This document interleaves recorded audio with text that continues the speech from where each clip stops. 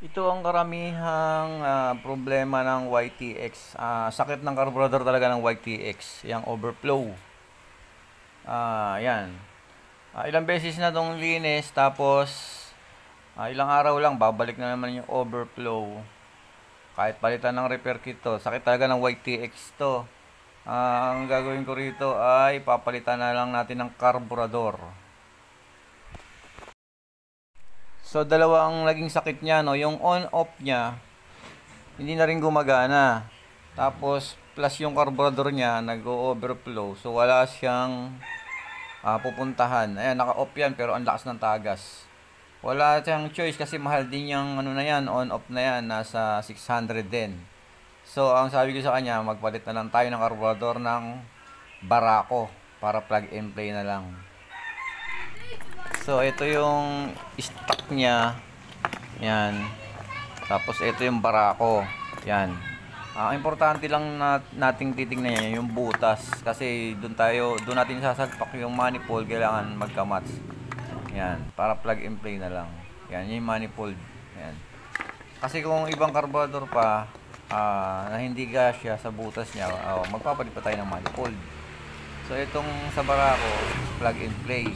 Ngayon, itong cable niya, hahasain ko na lang ito ng grinder para hindi tayo magpalit. Ayan, para wala na rin gastos sa customer. Baka magtaka kayo bakit Barako ang pinalit ko sa mga nagtatanong dyan. Kasi ganito yan, napakamahal ng original na carburetor ni YTX, ni Yamaha. Tapos, yung replacement niya, abot ng 1,516 replacement kung magkaganon ulit yan, sakit nga ni Yamaha YTX yung yung nag-overflow no. So, ang suggestion ko, pambarako, dahil ang Barako carb ay hindi sakit yung ganon. Walang sakit na overflow yung Barako. Pinaka overflow na lang niya yung pag madumi na, yan. Tsaka madaling gawa ng paraan ng overflow ng Barako. Hindi gaya ng Yamaha YTX, talagang pabalik-balik lang yung niya, yung problema niya kahit ma-fix mo ngayon mga ilang araw. Ganun na naman. Ganun lang at mura lang naman tong carburetor na to, nasa lang 6,700 mga ganun, 600 700 lang. So nakatipid si customer at yun, mawala na yung problema niya sa dahil ang mahal ng gasolina ngayon, tas pagka umaga napakarami ng patak dyan sa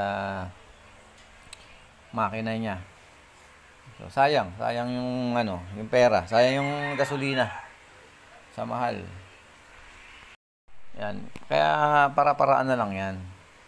Para sa ating mga mekaniko, magsasuggest tayo sa customer. Ngayon, pag na-approvehan niya, go. Pero kung ayaw ni customer, wala tayong magagawa kasi siya naman ang bibili ng pyesa tayo gagawa lang. Suggestion lang naman tong sa akin, di ba? Gusto rin ni customer na makatipid, yon. Pumayag naman siya na pambarako nga ang ikabit. Sa mga magtatanong nga pala kung malakas ba to sa gas, kasi pambarako to, malaking carburetor, hindi ho malakas sa gas. Basta itotono nyo lang ng tama, yung maayos na pagkakatono. Sakto lang po yan. Ang nagpapalakas lang naman sa gas, syempre kung bomba kayo ng bomba na pangyabang lang, yun, malakas gas. Pero kung normal na gamit, hindi ho yan. Basta nasa tono. Walang problema yung motor nyo. Kondisyon yung makina, hindi ho yan malakas sa gas. Normal pa rin yung kain yan. Parang stock pa rin.